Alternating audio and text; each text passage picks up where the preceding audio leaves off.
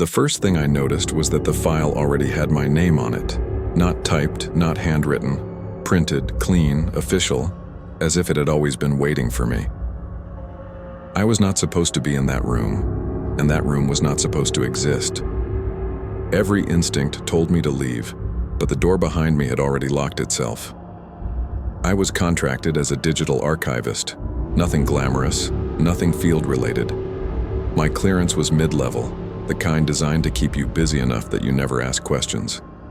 The assignment was simple on paper: migrate decommissioned intelligence records from an off-grid Cold War-era facility in rural Virginia into a modern encrypted system. The building itself was officially listed as a records overflow annex, but no one used that phrase out loud. The locals called it the quiet building. No signage, no flags, no windows below the third floor. The air around it always felt stale, like a place that had stopped exchanging breath with the outside world decades ago. Inside, everything hummed, not loudly, just enough to remind you that something was still awake. Most of the files were mundane by intelligence standards: redacted surveillance logs, outdated threat assessments, interagency memos that ended in dead leads. I worked alone, as instructed. No phones, no internet. A single workstation connected to a sealed internal server. On the third night, shortly after 2:17 a.m., a folder appeared on my desktop that I did not create. It was labeled active/do not duplicate. At first, I assumed fatigue. I logged the anomaly, prepared to flag it in the morning, and clicked it open.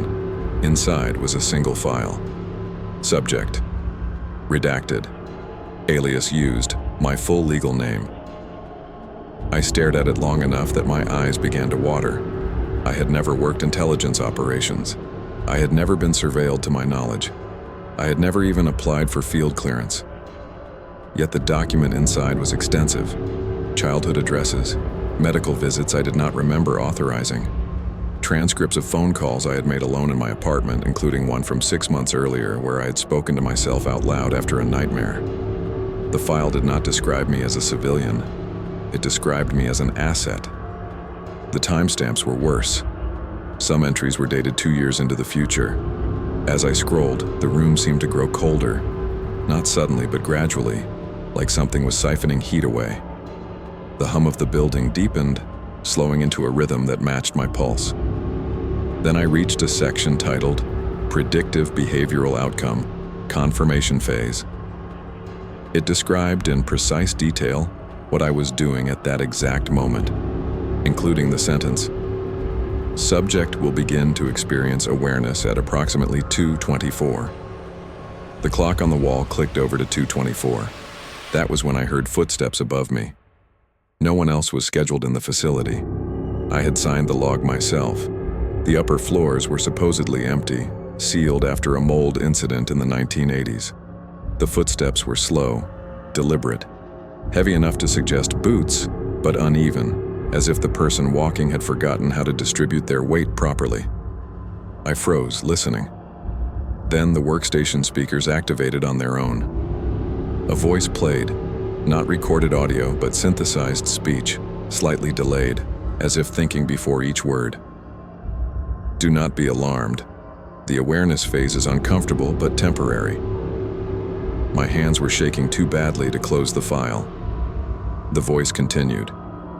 You were selected because your psychological profile allows sustained exposure without immediate breakdown. Most candidates do not progress this far. I demanded to know who was speaking.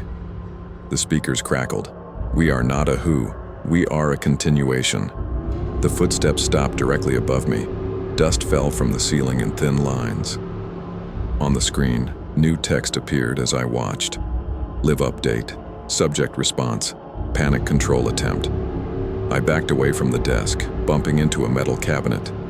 The room lights dimmed, then stabilized, as if the building itself were correcting a fluctuation.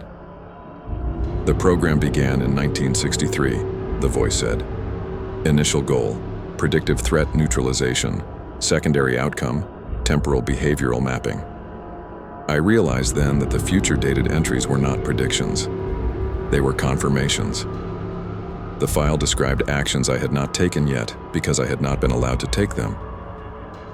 The door above me opened with a sound like compressed air releasing. Something began descending the stairwell. The voice lowered in tone, not volume, but texture, as if shedding artificial restraint. We require subjects who can perceive the pattern without rejecting it. You were not chosen randomly, you were built gradually.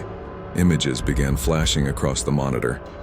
Surveillance stills from angles I didn't recognize. Rooms I had dreamed about but never visited. A hospital corridor with no signage. A childhood bedroom that wasn't mine. Then I saw myself standing in this very room screaming, while men in unmarked uniforms watched from behind glass. The timestamp read 3 weeks from now. The stairwell door creaked open. I ran. The hallway outside my workspace was longer than it had been when I entered. The fluorescent lights flickered in sequence ahead of me, turning on just before I reached them, turning off behind me, funneling me forward like a guided path. At the end of the corridor was a door I had never seen before. It was marked, Observation, Active Subject. I did not touch the handle. The door opened anyway. Inside was a control room filled with monitors. Every screen showed me, past, present, and future, layered on top of one another like reflections in broken glass. And standing at the center of the room was something that wore my face incorrectly. Its movements were slightly delayed, its posture subtly wrong, like a marionette still learning the tension of its strings. It smiled when it saw me. "Confirmation achieved," it said, speaking without moving its mouth. "You can stop running now."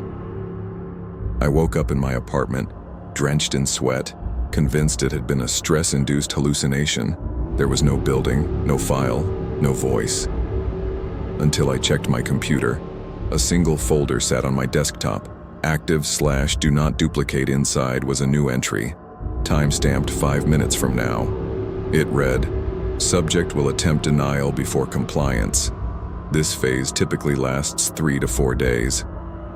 I unplugged the computer. The screen stayed on, and somewhere beneath the hum of my apartment's walls I could hear a rhythm slowly synchronizing with my heartbeat. Not watching, waiting.